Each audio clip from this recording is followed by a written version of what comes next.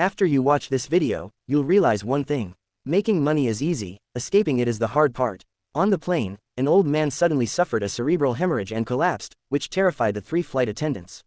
They intended to perform CPR to save him, but when they opened his clothes, they saw that the old man was strapped all over with gold. With life at stake, Gita immediately consulted with the captain and decided to turn back to save him first. Along the way, the 3 also considered keeping the gold for themselves. But the problem was, if the old man died, it would be one thing. If he survived and found the gold missing, their humble status wouldn't protect them from severe consequences. After much deliberation, the 3 ultimately decided to hand the gold over to the airline. They had expected to receive a generous bonus, but instead were met with a scolding.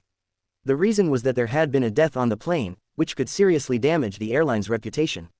Not paying compensation is already good enough, what bonus are you asking for? Later, the 3 sisters thought more about the matter and found it increasingly suspicious. First, the old man knowingly risked his high blood pressure to fly, and he was carrying 8 tons of gold. This was clearly abnormal, but this wasn't the main point. The key was that the old man's phone was in Jasmine's hands. At first, she just wanted to leave her own number on it for private contact. But after investigation, they found out that the old man was merely a small courier responsible for smuggling gold. The real boss had never appeared, and conveniently, this phone had the contact information of the big boss. To figure out the old man's smuggling route, the 3 sisters decided to actively contact the boss themselves, taking over his position. After obtaining the boss's address, they hurried there. Because of their occupation as flight attendants, frequently traveling worldwide, they seemed more valuable than the deceased old man. The boss agreed to cooperate without hesitation. As for revenge, it was simple. For every batch of gold the 3 sisters delivered to Dubai, the boss would pay an additional $30,000.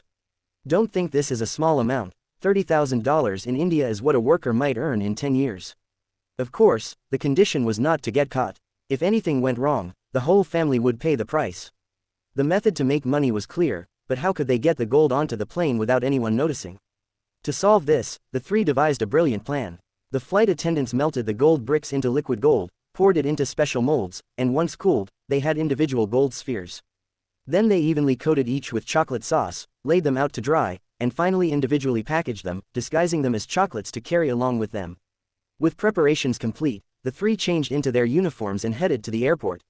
Being internal staff, they easily passed security. Although it was their first smuggling operation and they were somewhat nervous, fortunately nothing went wrong during the process. The contact was impressed with their professional technique and agreed to long-term cooperation with them. After the deal was completed and they returned, the boss kept his promise, giving each of them $10,000 in cash. Suddenly having money, most people would feel a little euphoric. Of course, the 3 sisters were no exception. They bought luxury brands and cars. Basically, whatever was expensive, they bought. Their motto was to be rich and willful. After all, once the money was spent, there was no worry, since just one flight could earn it back. But as the saying goes, whoever walks by the river often gets their shoes wet.